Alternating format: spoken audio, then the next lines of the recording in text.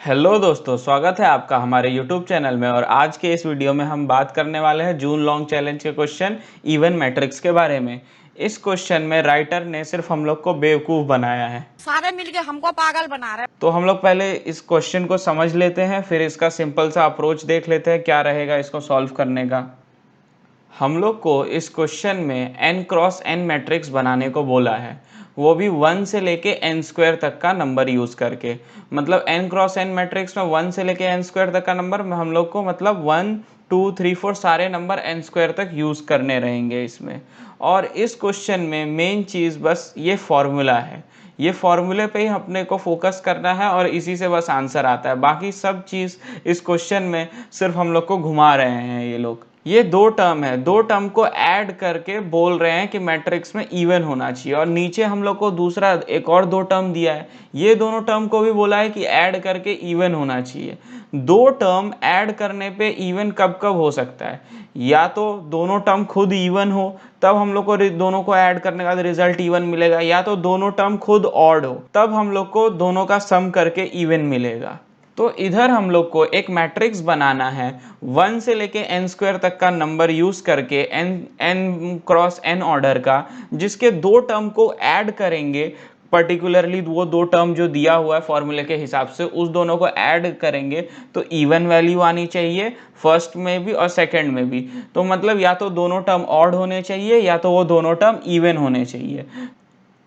तो अब हम लोग n का एक ऑड वैल्यू लेके उसके हिसाब से एक मैट्रिक्स बनाते हैं।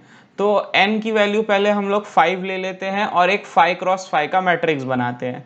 तो ये हम लोग का एक सिंपल मैट्रिक्स है 5 क्रॉस 5 का, जिसको हम लोग ने 1 2 3 4 5 6 7 8 ऐसे लीनियर लाइन से नंबर लिख दिया है। और ये हम लोग का फॉर्मूला है जो हम लोग को बेसिकली दिया हुआ है ये लोग ने, जिसके हिसाब से मैट्रिक्स बनाना है। अब ये देखते हैं कि ये फॉर्मूला ये मैट्रिक्स पे सेटिस्फाई करता है या नहीं करता है। तो पहले हम लोग r की वैल्यू 1 ले लेते हैं, c की वैल्यू 2 ले लेते हैं और a की वैल्यू 3 ले लेते हैं। तो इसके हिसाब से पहले हम लोग का आ जाएगा m1,2 और m4,5। तो आप देख सकते हैं m1,2 कौन सा एलिमेंट है? 2। और m4,5 कौन सा एलिमेंट है? 20। तो ये दोनों को जब हम लोग प्लस कर रहे हैं तो इवन आ रहा है, हाँ आ रहा है। अब उसके बाद हम लोग नेक्स्ट वाला देखते हैं। अब नेक्स्ट वाला क्या आ गया? m1,5 plus m4,2। आप देख लीजिए हम लोग ने r c और a की जो वैल्यू ली है उसके हिसाब से m का ये वैल्यू आता है। और m1,5 क्या आ रहा है? 5 आ रहा है। m4,2 क्या आ रहा है हम लोग का? 17 आ रहा है। तो अब ये दोनों को ऐड करेंगे 5 और 17, तो क्या आंसर आ गया? 22। ये भी इवन है। तो हम लोग को जो इसमें वो सब मैट्रिक्स वो सब बोला है, वो सब सिर्फ एक कंफ्यूज करने के लिए वो लोग ने बोला है। बेसिकली ये दो एलिमेंट्स को ऐड करना है और इवन। तो आप ये मैट्रिक्स में भी देख सकते हो, ये जो फॉर्मूला दोनों दिया हुआ है ये बेसिकली हम लोग को डायगोनल एलिमेंट्स को ऐड करने को बोल रहा है। कोई भी एलिमेंट हम लोग अगर चूज करते हैं तो वो हम लोग को उसका डायगोनल एलिमेंट देगा।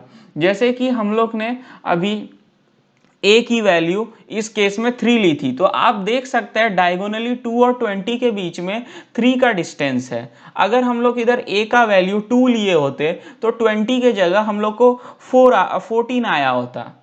और अगर हम लोग ने इधर a का वैल्यू 1 लिया होता तो 2 के साथ 20 के जगह हम लोग को 8 आया होता। तो आप देख सकते हैं लेकिन डायगोनली सारे इवन हैं, तो दोनों इवन का सम कभी भी इवन ही होगा। और उसके बाद आप अगर ये कोई भी ऑड वैल्यू भी पकड़ो तो ये 5 वाले डायगोनल में भी देख सकते हैं कि सारे के सारे एलिमेंट ऑड है, तो किसी भी दो नंबर का सम कभी भी आपको इवन ही मिलने वाला है। अगर आप 9 और 13 भी पकड़ ले तो भी आपको इवन वैल्यू ही हो जाएगी। 9 प्लस 13 कितना हो जाएगा? 9 प्लस 13 22 हो जाएगा। और 5 प्लस 17 भी 22 हो रहा है।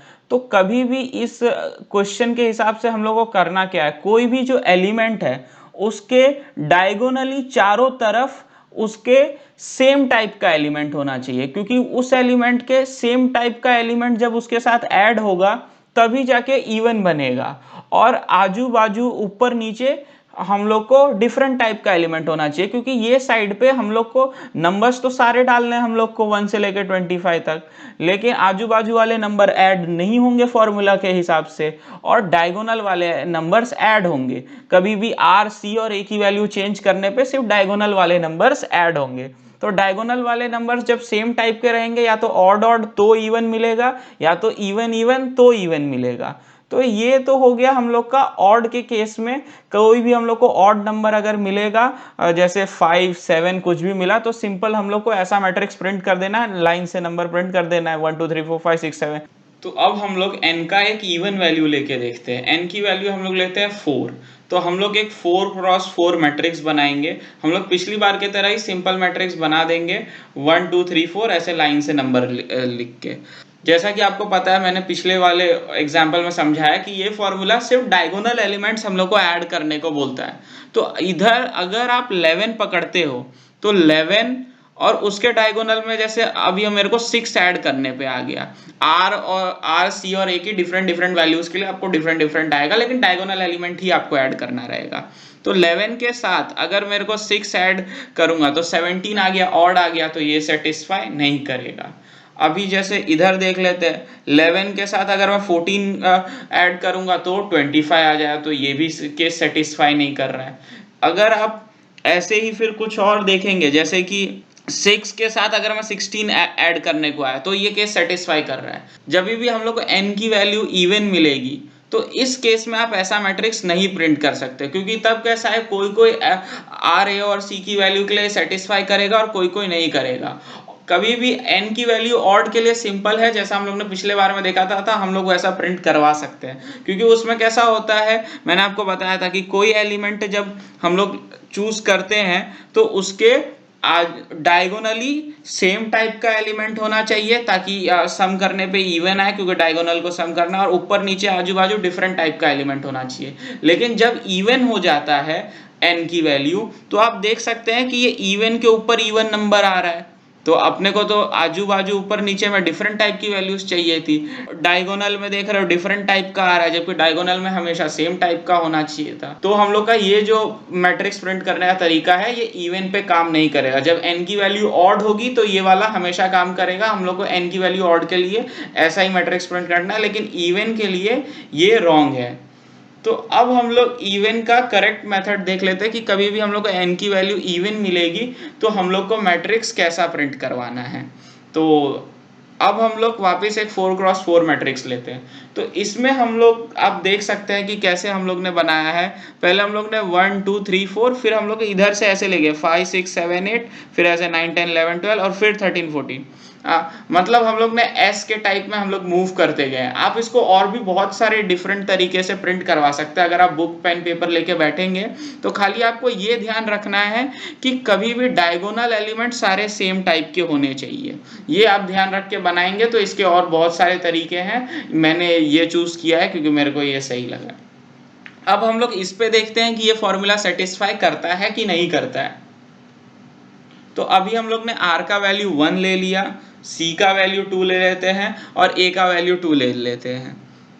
तो सबसे पहले इसके हिसाब से हम लोग का क्या आ गया, m1,2 प्लस m3,4। तो m1,2 हम लोग का 2 आ गया और 3,4 हम लोग का 12 आ गया। दोनों को सम किए 14 सेटिस्फाई कर रहा है। अभी हम लोग नेक्स्ट वाला देखते हैं, m1,4 प्लस m3,2। तो हम लोग का m1,4 और 4 आ गया और m3,2 10 आ गया। तो 10 प्लस 4 14 हो गया। तो आप इस टाइप के मैट्रिक्स में फिर अब देखो इसमें सब सेटिस्फाई कर रहा है कंडीशन। आप चाहो तो और भी आर ए सी की वैल्यू वो लेके चेक कर सकते हो कि हम लोग का ये चीज़ सही आ रहा है कि नहीं आ रहा है।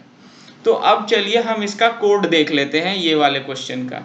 तो ये है हम लोग का कोड इवन मैट्रिक्स वाला। हम लोग ने इधर से स्टार्ट किया है। इधर पहले हम लोग ने टेस्ट केस इनपुट ले लिया है, बाद में हम लोग ने n में मैट्रिक्स का साइज इनपुट ले लिया है जो n क्रॉस n कितने का रहेगा। उसके बाद हम लोग ने नंबर ऑफ रोज का लूप चलाया है। n cross n matrix print करवाना है हम लोग को हमेशा, तो हमेशा n रोज होंगे, तो इसके लिए हम लोग ने 1 से लेके n तक चलाया है। अब इसके अंदर हम लोग ने कॉलम के लिए बाइफरकेट कर दिया है। अब ये वाला जो इफ कंडीशन है, ये जब जब ऑड होगा n का वैल्यू, n की ऑड वैल्यू के लिए ये हमेशा ट्रू हो जाएगा। n की ऑड वैल्यू के लिए ये ट्रू हो जाएगा तो हमेशा ऑड नंबर में हमेशा इफ के ये वाला लूप रन करेगा और हमेशा लीनियरली नंबर प्रिंट कर देगा हर रो में। जो भी हम लोग का c का वैल्यू, हम c की 0 से स्टार्ट किए, काउंटर रखे ताकि वो 1 2 3 4 लाइन से प्रिंट करते जाए। उसके बाद जब n की वैल्यू इवन होगी तो ये वाला कंडीशन फॉल्स हो जाएगा। तो ये वाला कंडीशन तब भी ट्रू होगा जब ऑड कॉलम होगा तभी। तो फर्स्ट कॉलम ऑड होगा तो फर्स्ट कॉलम में हम लोग लाइन से प्रिंट कर देंगे। बाकी फिर जब इवन कॉलम आएगा n की वैल्यू इवन के लिए तो दोनों कंडीशन फॉल्स, तो इफ फॉल्स हो जाएगा, फिर एल्स में जाएगा और ये वाला लूप फिर हम लोग का रिवर्स नंबर प्रिंट कर देगा जो हम लोग ने किया था। जैसे हम लोग ने S के टाइप में प्रिंट करवाया था नंबर्स, ये वाला लूप वैसे प्रिंट कर देगा। सो थैंक यू दोस्तों। अगर आपने हमारे चैनल को अभी तक सब्सक्राइब नहीं किया है तो आप हमारे चैनल को ज़रूर सब्सक्राइब करें। मैं आप लोग के लिए ऐसे ही कॉम्पिटिटिव प्रोग्रामिंग के बारे में इन्फॉर्मेटिव कंटेंट लाता रहूँगा और अपने दोस्तों के साथ ये वीडियो ज़रूर शेयर करें। अपने कॉलेज ग्रुप्स में, अपने कॉम्पिटिटिव प्रोग्रामिंग वाले ग्रुप्स में वीडियो शेयर करें ताकि जो लोग को सॉल्यूशन नहीं पता है वो लोग की भी हेल्प हो पाए।